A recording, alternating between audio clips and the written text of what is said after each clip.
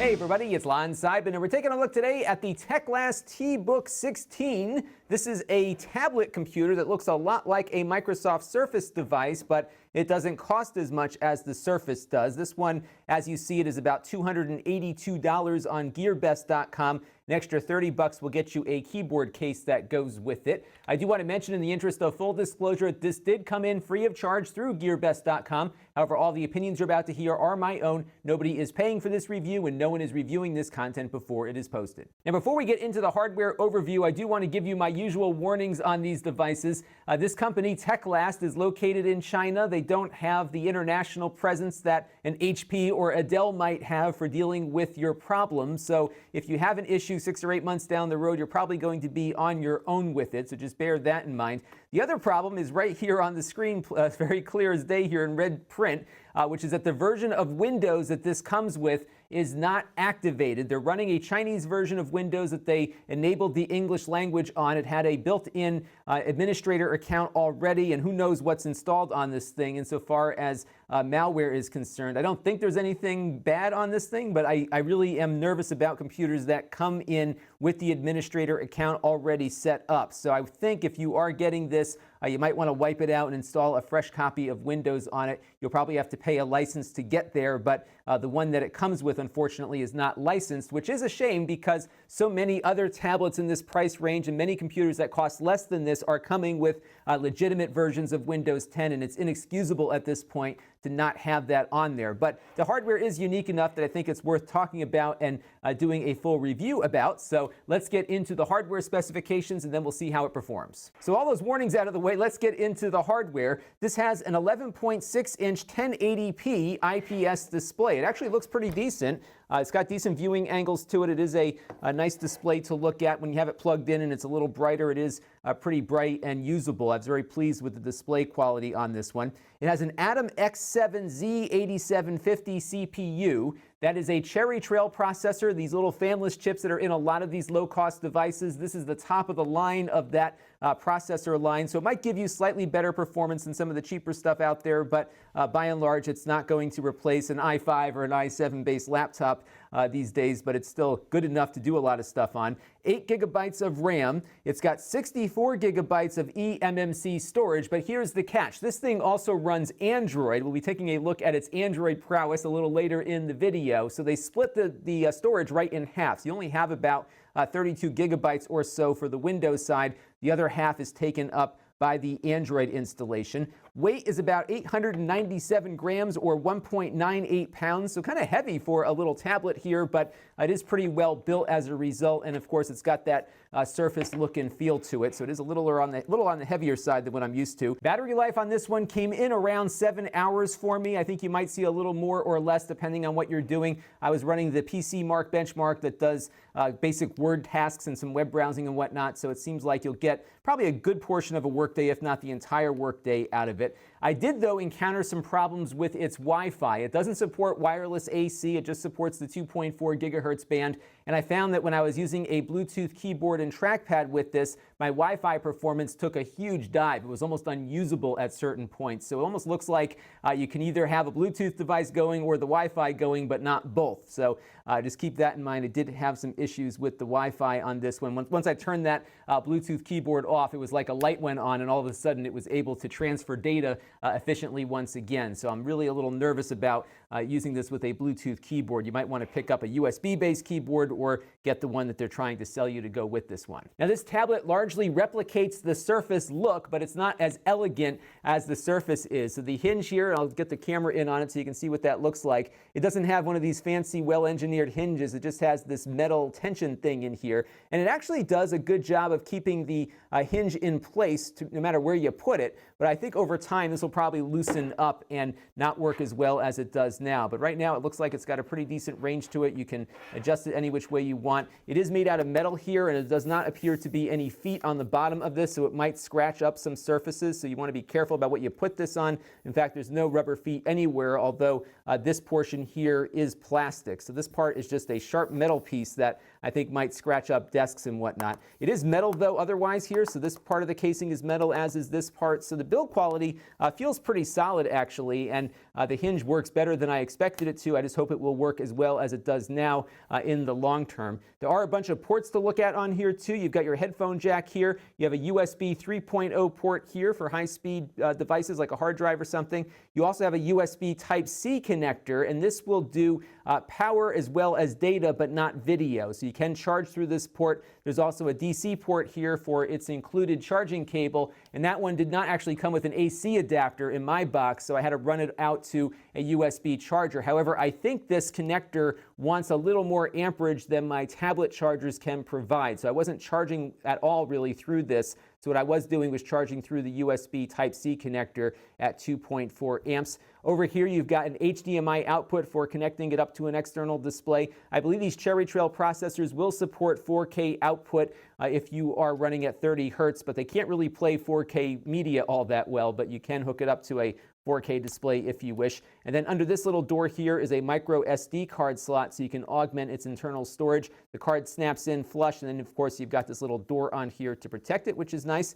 There's some pogo plugs on the bottom here for the keyboard attachment if you got that. Again, that's an extra 30 bucks or so. And the speakers are here on the side, so you don't get any stereo sound on this one, just sound coming out of the side. Doesn't sound all that great, but it's passable if you want to listen to a movie or something while you're on the road. Your power buttons are up here, and your volume rocker is right there. And then there's a camera front and back. Not great cameras, but they're on here, so if you do want to do a web conference or something, you can do it. Just don't be excited about the quality that you'll get out of these cameras compared to other more expensive tablets. So let's kick things off with some YouTube watching. We've got a 1080p 60 video here playing from my YouTube channel, and we'll take a look at the stats for nerds and see if we're dropping any frames here. It looks like I had a couple of drop frames at the outset, but it has been playing smooth ever since it started up. One of the weird things that's going on with YouTube right now with their new design is that the video is coming in first on Microsoft Edge, and then the rest of the page is rendering in shortly after that, and I think that is where those drop frames came from. These machines do pretty well with video here.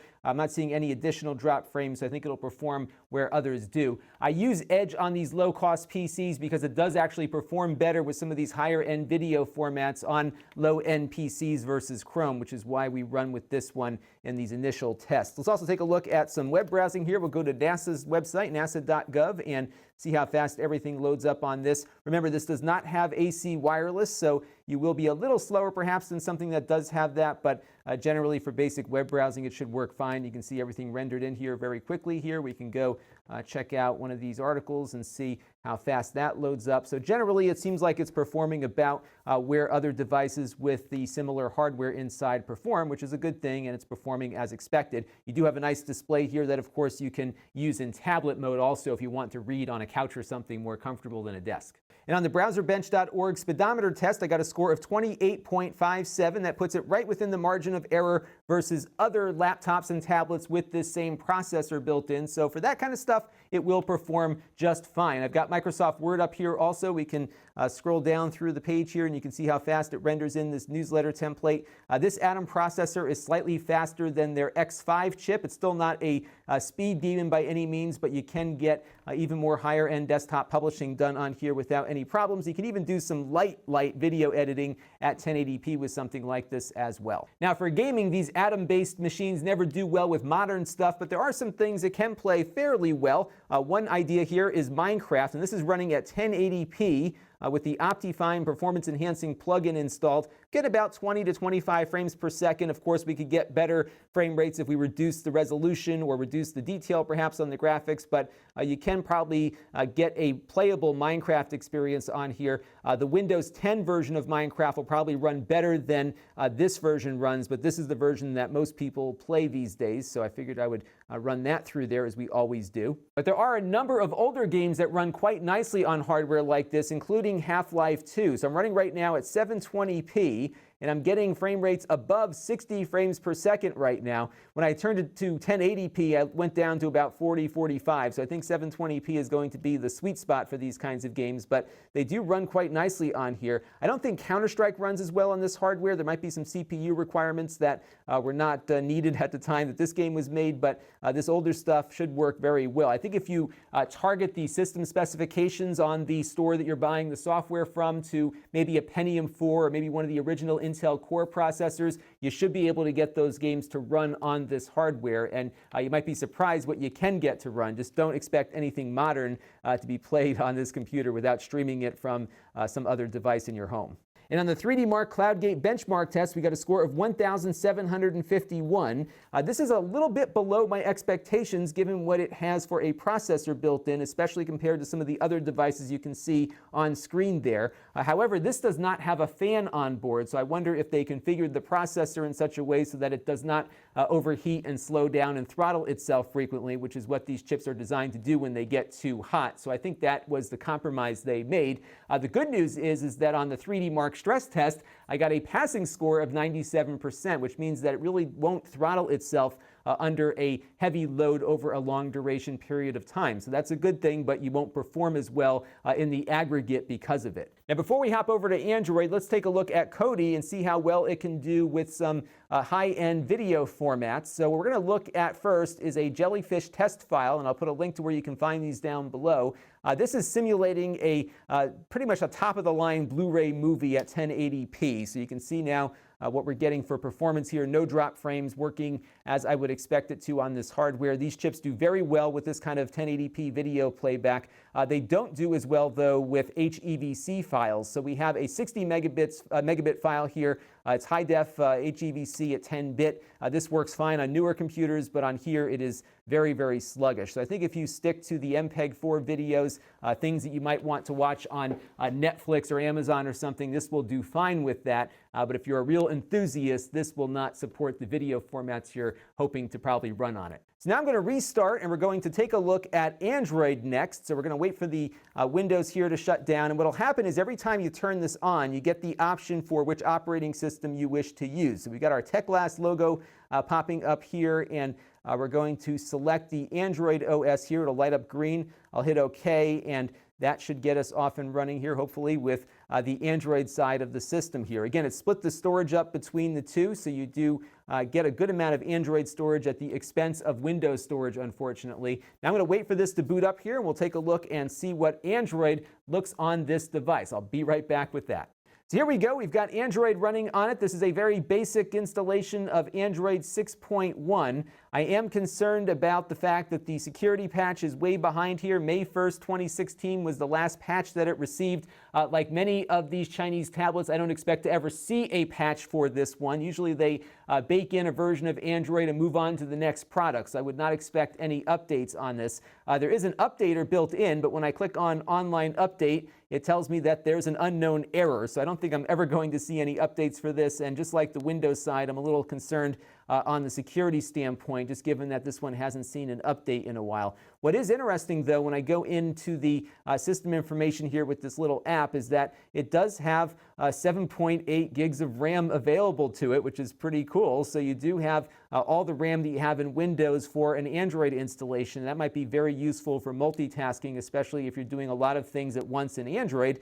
This will keep a lot of stuff running in the background for you because there is plenty of RAM available, along with about 20 gigabytes of storage dedicated for this particular side of the operating system. And it should be able to run most of the Android apps that you throw at it. So I've got Crossy Road here running, no problems with this whatsoever. So generally, these Intel devices do quite well with Android apps. However, there is a catch, especially if you're a Netflix fan. And if you go back into the Play Store here and I search for Netflix, you're going to find that there isn't any Netflix available for it. And that's because Netflix has been cracking down on a lot of these devices from manufacturers that don't go through some certifications to ensure that they can keep everything secure. So we do see a Netflix icon down here, but this is some knockoff app and not actually Netflix itself. I don't know how Google allows that to stay on the Play Store here. So you're not going to be able to install Netflix on this device, at least on the Android side. It does run on Windows, along with most of the other apps you might want to run on Android as well. So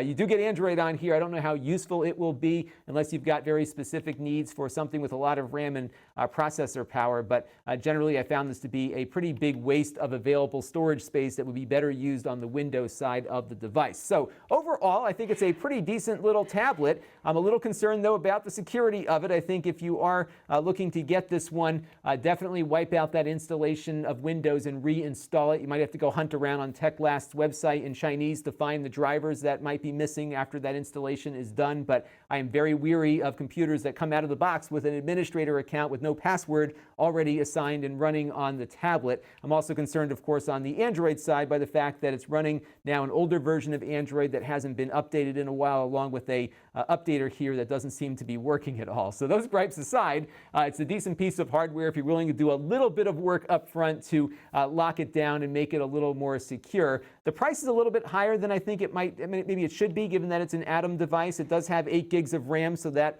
is a plus, but I think for the price it would have been nice to see a little more internal storage, maybe around 128 or so, especially given that a lot of it's being used up by the Android installation at the moment. This is Lon.TV, and thanks for watching. This channel is brought to you by my Patreon supporters, including gold level supporters, the Tangential Soup Podcast, and Chris Allegretta. If you want to help the channel, you can by contributing as little as $1 a month.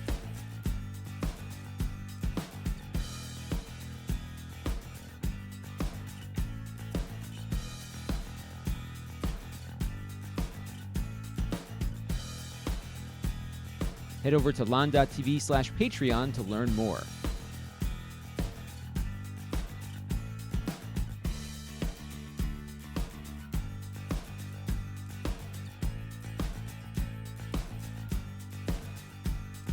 And don't forget to subscribe. Visit Lon.TV/S.